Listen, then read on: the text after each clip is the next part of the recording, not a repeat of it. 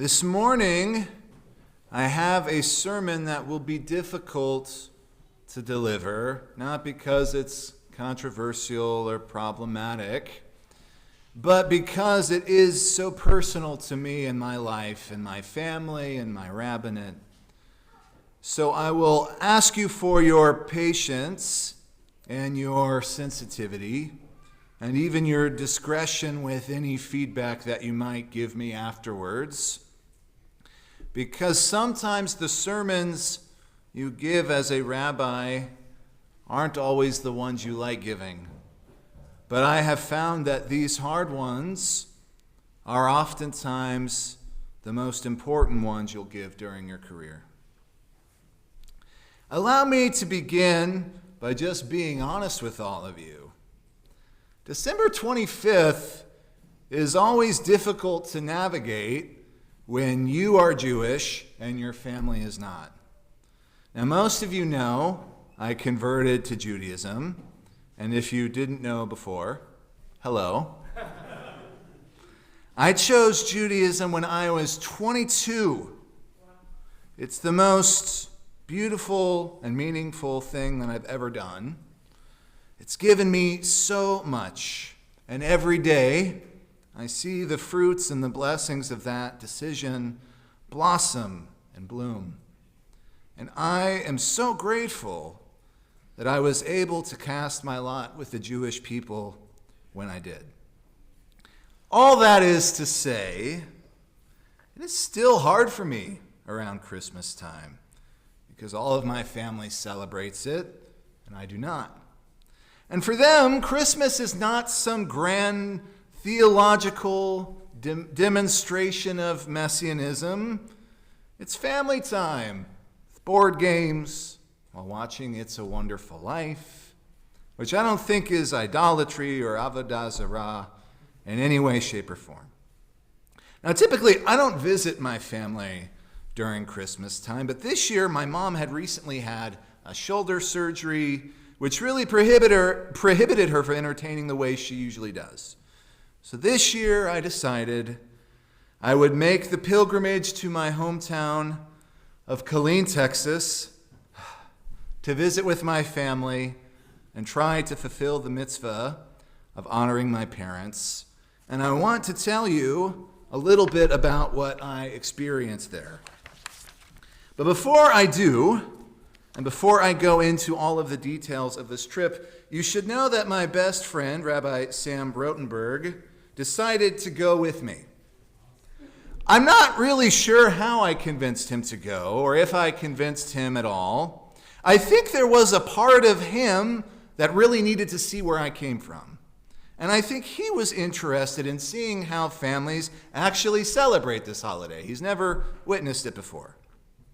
By the way, Sam grew up in West Palm Beach, Florida, which has just a slightly larger Jewish community than Killeen, Texas. Just a little bit more. And I think he was intrigued to see how a rabbi could come from such a goyish place, for lack of a better word. So we drive down to Bell County, and we say hello to my parents, and we see my aunt and uncle. We have a lovely meal. And then I decided that I would give Sam the Grand Killeen tour, which I don't think he enjoyed. Now, this is part of the sermon that's a little hard for me to talk about, because while I have nostalgic ties to the city, and there are many, many people that I love that still live there, driving around Killeen can be a little depressing. I don't want to talk badly about the place I grew up, but it's a city designed to cater to Fort Hood, really to soldiers who are only living in an area temporarily before deploying somewhere else. So there are a lot of things that cater to soldiers, pawn shops, nightclubs, and now smoke and vape shops everywhere, which kind of gives the town a shabby appearance. And post-COVID, a lot of downtown has completely shuttered. The homeless population has increased quite a bit, making this tour hard on someone like me, who's witnessed in real time the decline of a city that really was a fun place to grow up in. We drove around on Christmas Day. I showed Sam my old high school. I showed him my middle school. I showed him the house that I grew up in. I showed him all the gross nightclubs that my high school rock band used to play in. But when we approached downtown, we drove by the old church building that I spent much of my childhood attending. And I can't really rationally explain what happened next. All I know is that I pulled over to the side of the road and I began weeping. I cried unexpectedly and emotionally and powerfully. And it was awful and embarrassing and sad and gross and terrible. And I haven't been that upset in a long, long time. And poor Sam could only sit there awkwardly while I just wailed. And I tried to get a hold of myself, which I finally did. And when I came to, I apologized because I was really, really embarrassed. And to tell you what kind of a great friend I have, and just what an incredible rabbi Sam is, he patted me on the back, and he said, quote, "It's okay, Jonathan. In this week's Parsha, Joseph cries too."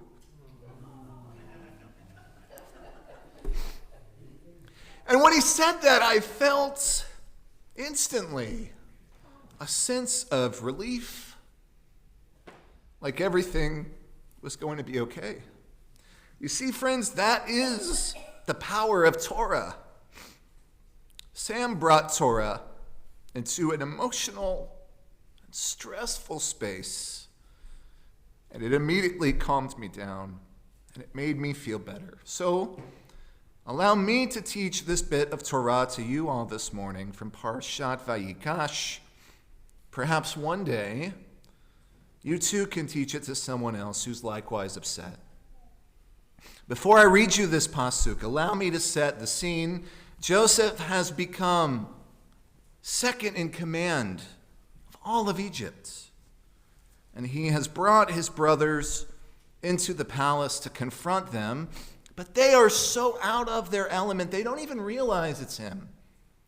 And after much banter back and forth between them, the Torah tells us, quote, "Joseph could no longer control himself before all of his attendants, and he cried out, 'Everyone leave from me.'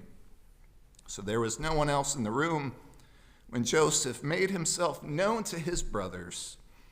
His sobbing was so loud that the Egyptians could hear, and so the news reached Pharaoh's palace. Joseph said to his brothers, 'I am Joseph. Is my father still well?' But his brothers could not answer him because they were so dumbfounded on account of him." Now, if that were the end of the story, that would be pretty powerful. But it's what Joseph says next, which still gives me goosebumps. He says, "I am your brother Joseph, he whom you sold into Egypt. Do not be distressed or reproach yourselves because you sold me here. It was to save life that God sent me ahead of you. So it was not you who sent me here, but God. God who has made me a father to Pharaoh, Lord of all his household, and ruler over the whole land of Egypt." I have thought about that line for days now. It was not you who sent me here, but God. You see, Joseph cried because he had to finally confront a past trauma that had haunted him for years.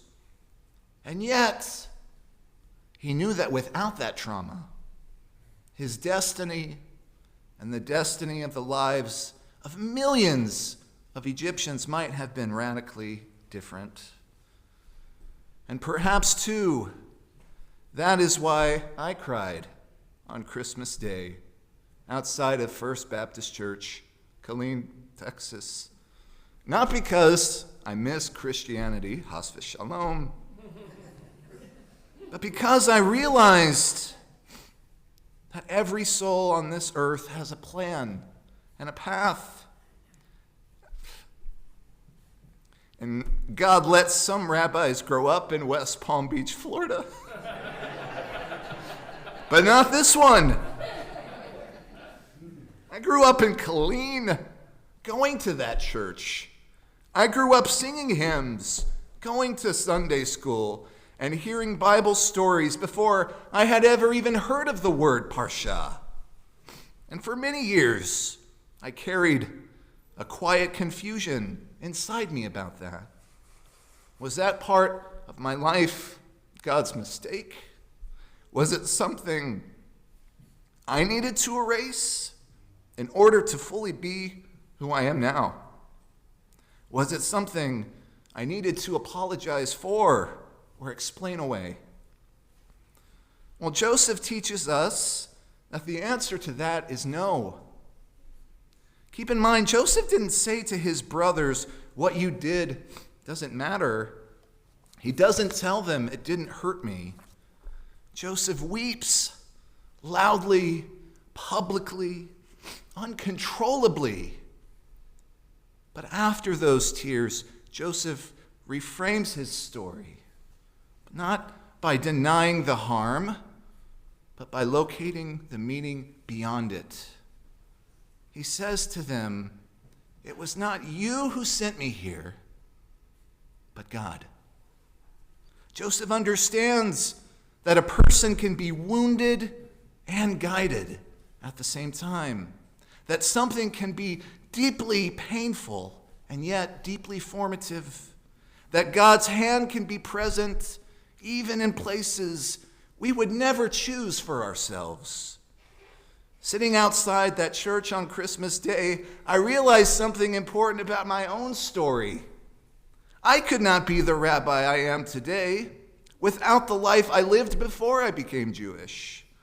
My love of Tanakh, my comfort speaking from a pulpit, my belief that faith should move us toward justice and compassion, even my sense that spiritual community should feel like a family, all of that was planted long before I ever stepped foot into the mikveh. Now please hear me.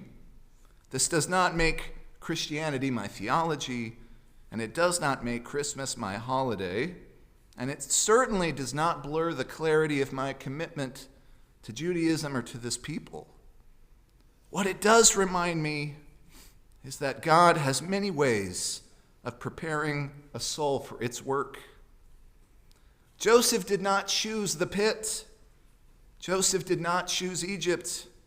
And I'm telling you, I did not choose Killeen.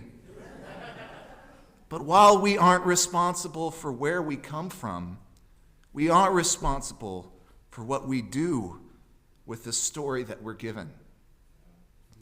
Vayigash is not only about reconciliation between brothers, it's about reconciliation with ourselves, with the parts of our past that still ache, with the places that we had to leave in order to become who we are. Joseph teaches us that crying is not a failure of faith. It is often the doorway to understanding it.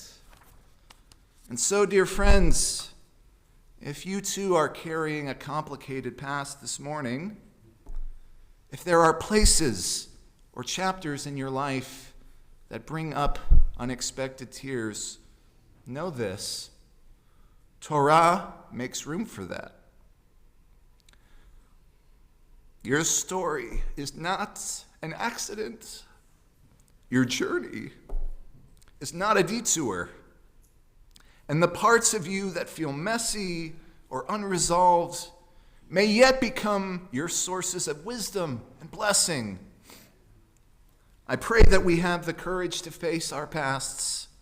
I hope we can have the compassion to honor the pain that we carry.